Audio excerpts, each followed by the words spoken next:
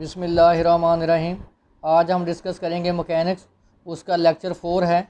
हम डिस्कस करेंगे chapter number 9 Q के गोरी की बुक से। हमारे पास जो इसका टाइटल है मेथड ऑफ डायनामिक्स। हमारे पास जो पहली इसकी इक्वेशन है, equation of motion of a particle. देखिए हमारे पास सेकंड लॉ ऑफ मोशन है F इज़िकल टू ma। तो देखिए हम इसको लिखेंगे, ए को हम लिखते हैं dv/dt, यानी एक्सेलरेशन बराबर होता है rate of change with respect to time of velocity v। तो इसको लिखेंगे dv/dt। तो अब आप देखें तो m हमारे पास ये क्या आ जाएगा v डॉट। अगर आप देखें पोजीशन ऑफ अ पार्टिकल वो डिनोट करते हैं हम r is equal to xi plus yj। तो आपको पता जो इसका फर्स्ट डेरिवेटिव होता है वो किसको शो करता है, dr/dt वेलोसिटी v को। अगर आप इसका दोबारा रेट ऑफ चेंज लें, देखें ये इसको हम लिख सकते हैं v, क्योंकि v बराबर होता है dr/dt, जिसको हम लिख सकते हैं v is equal to r dot.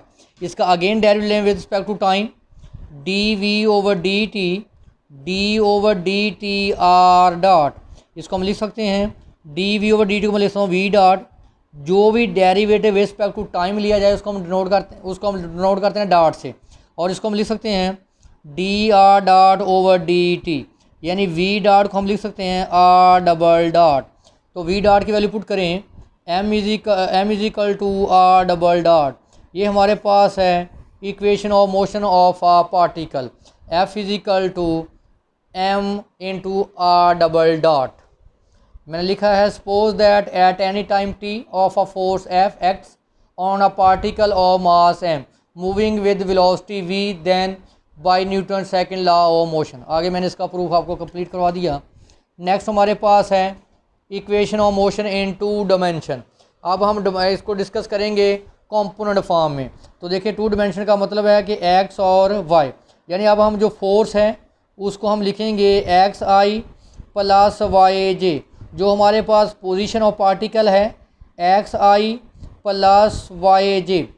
जो फोर्स हमारे पास है उसको हम कैपिटल F से डिनोट करेंगे, यानी कैपिटल XY से xi प्लस yj। जो हमारे पास पोजीशन ऑफ पार्टिकल उसको हम स्मॉल xy से डिनोट किया है।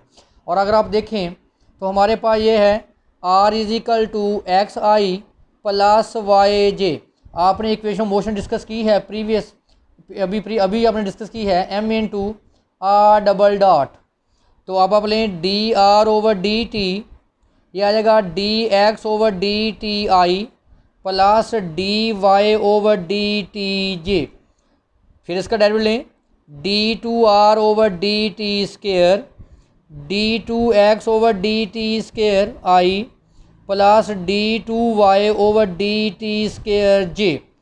देखें ये second derivative respect to time है, तो इसको हम क्या लिख सकते हैं r डबल डॉट। ये भी सेकंड डेरिवेटिव है respect to time x double dot i। ये भी सेकंड डेरिवेटिव है respect to time y double dot j। तो हमारे पास फार्मूला क्या था, F is equal to m into r double dot. अभी हमने प्रूव किया है इक्वेशन ऑफ मोशन।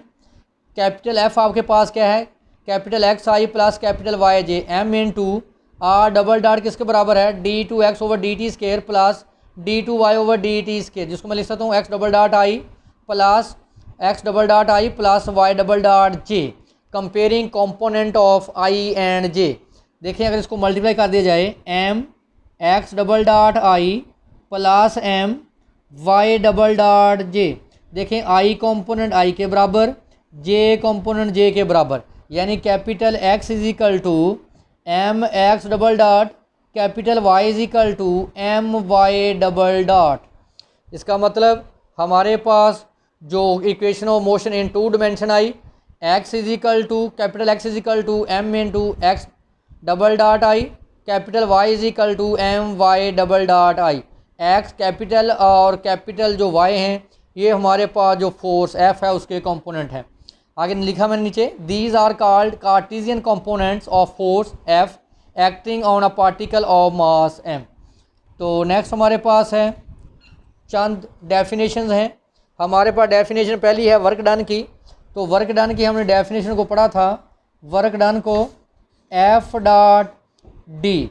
यहाँ F हमारे पास फोर्स है और डी हमारे पास क्या है, डिस्प्लेसमेंट है, और डब्ल्यू हमारे पास यहाँ वर्क डन है यानी वर्क है। तो हमने इसको लिखा था F into F dot D are. अब यहाँ डिस्प्लेसमेंट को शो किया गया है डी आर से। अब इसको क्योंकि डिफरेंशियल की फॉर्म में लिखा हुआ है तो D W is equal to F dot D R. आगे ये हमारे पास कांस्टेंट फॉर्म में था। अब हम लिखेंगे work done by constant force. हमारे पास देखें आपने लिखा था D W is equal to F dot D R. देखिए जो उस पार्टिकल की पोजीशन है या पॉइंट जो लिया है वो हमने जब इसको इंटीग्रेट करेंगे तो इंटीग्रेशन से डेरिवेटिव का साइन ख़त्म, W is equal to P1 से P2 F dot D are. P1 और P2 का मतलब है पोजीशन ऑफ अ पार्टिकल। तो पोजीशन ऑफ पार्टिकल को हम किससे डिनोट करते हैं, R1 R2। P1 से P2 लिख लें क्योंकि हम लिखते हैं R1 position of particle R1, R2 लिखते हैं P2 position of a particle.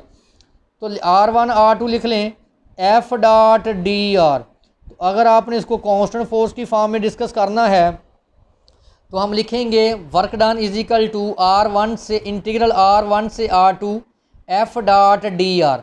आगे हमारे पास डेफिनेशन है पावर की। अगर आपके पास देखें जो W आपके पास वर्क डन है, अगर आप इसका रेट ऑफ चेंज लें विद रिस्पेक्ट टू टाइम, देखें हमारे पास जो W है ये वर्क है, अगर इसका रेट ऑफ चेंज लें विद रिस्पेक्ट टू टाइम तो वो क्या कहलाता है हमारे पास पावर। यहाँ P हमारे पास क्या है पावर। पहले हमने P को लीनियर मोमेंटम से भी शो किया है तो पावर को भी मैंने यहाँ P से डिनोट किया है। The rate of working on a particle is called power. अगर आप रेट ऑफ चेंज लें वर्क का विद रिस्पेक्ट टू टाइम तो वो क्या कहलाएगा पावर। नेक्स्ट हमारे पास डेफिनेशन है किनेटिक एनर्जी की। आपको पता है किनेटिक एनर्जी क्या है, हाफ है मास इनटू वेलोसिटी का square. If m is a mass of particle the quantity 1 t is equal to 1/2 mv square is called kinetic energy of a particle whose speed is v at time t। देखें हमारे पास जो kinetic energy होती है t ले सकते हैं या इसको ke kinetic energy 1/2 mass into velocity का स्केयर। आगे हमारे पास वेरी इंपॉर्टेंट थ्योरम है जिसको हम कहते हैं प्रिंसिपल ऑफ एनर्जी।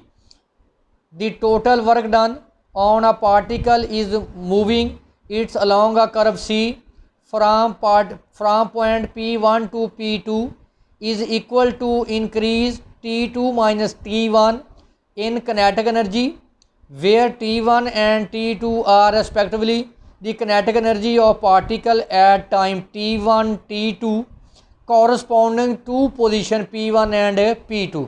जो हमारे पास जो फर्स्ट किनेटिक एनर्जी है T1 यानी 1/2 mv1 स्केयर, और दूसरी हमारे पास जो kinetic energy T2 1/2 mv2 square. जो हमारे पास किनेटिक एनर्जी T1 है ये टाइम T1 पे है और पोजीशन पार्टिकल की क्या है P1। जो T2 किनेटिक एनर्जी है ये हमारे पास टाइम T2 पे है और जो उसका पोजीशन है वो P2 है। इसका प्रूफ देखें, late F be a force acting on a particle of mass m, the work done by F as particle moves from position P1 to position P2। अभी हमने वर्क डन को क्या लिखा था, P1 से P2 F dot D are. तो मैंने कहा था आप इसको पोजीशन में लिखें R1 से R2 F dot D are, क्योंकि हमने फाइंड करना है एक इंक्रीज ऑफ एनर्जी यानी T2 माइनस है T1, यानी जो हमारे पास वर्क डन आए वो T2 माइनस T1 के इक्वल आना चाहिए। तो नेक्स्ट हमारे पास है W is equal to R1 से R2 F dot D are, और आपको पता है कि Newton second law of motion क्या है, F is equal to M A, F is equal to M A की जगह पे आप लिख सकते हैं dv/dt, क्योंकि एक्सेलरेशन है rate of change velocity with respect to time. तो इसको F की जगह पे मैंने क्या लिख दिया mdv/dt। अब आप देखें, अब आप dt को मिला दें dr से, यानी mdv/dt। तो आपको पता है कि dr/dt बराबर होता है वेलोसिटी v के। तो इसकी वैल्यू मैंने क्या पुट कर दी v, m कांस्टेंट मैंने बाहर लिख दिया v dv। ये देखें ये मैंने आर डी आर को डी टी से मिलाया है ताकि वी बन जाए। अब इसकी करो इंटीग्रेशन, क्या आएगा V square over 2 1/2m upper limit put करें वी की जगह पे, क्योंकि वी ऑफ एक्स है ना, हम इंटीग्रेट कर रहे हैं sorry with respect to V, तो ये वी का काम कर रहा है। पहले पुट करेंगे अपर लिमिट क्या आ गया R2, फिर पुट करेंगे लोअर लिमिट V2 R2 लिखेंगे, मतलब है ये इसकी वेलोसिटी है पोजीशन R2 पे, और V1 का मतलब है उसकी वेलोसिटी है पोजीशन R1 पे। इसका मतलब हम V2 R2 को लिखेंगे V2 और V1 स्केयर यानी, और V1 स्केयर R1 का मतलब है V1 स्केयर, तो लिखें इसकी जगह पे V2 का स्केयर, इसकी जगह पे मैंने क्या लिख दिया V1 का स्केयर। ये हमारे पास किनेटिक एनर्जी, इसको हमने T2 बोला है, और ये किनेटिक एनर्जी क्या है, इसको हमने क्या बोला T1। तो वर्क डन हमारे पास क्या आ गया W = T2 - T1। Increase of kinetic energy का क्या मतलब होता है कि आप आफ्टर जो आपके पास इम्पैक्ट है माइनस जो आपके पास किनेटिक एनर्जी है before impact, where V1 V2 are velocity of particle in position P1 and P2। जब भी हम इंक्रीज ऑफ किनेटिक एनर्जी निकालेंगे तो T2 - T1 करेंगे, यानी आफ्टर किनेटिक एनर्जी को बिफोर किनेटिक एनर्जी में से के माइनस करेंगे। नेक्स्ट हमारे पास क्रोलरी है, ये वेरी वेरी इंपॉर्टेंट है, लिखा हुआ the rate of increase of kinetic energy. आप देखें किनेटिक एनर्जी आपने किसे पढ़ा था T से, उसका रेट ऑफ चेंज लेंगे विद रिस्पेक्ट टू टाइम। देखें the rate of increase of kinetic energy of a particle is equal to power applied P to the particle. अगर आप कहता है अगर आप रेट ऑफ चेंज लें किनेटिक एनर्जी का, वो बराबर आएगा पावर P के। तो पावर P आपको पता है कि जो आपके पास पावर थी वो क्या थी dW/dt। पावर किसके बराबर होती है, rate of change of work done.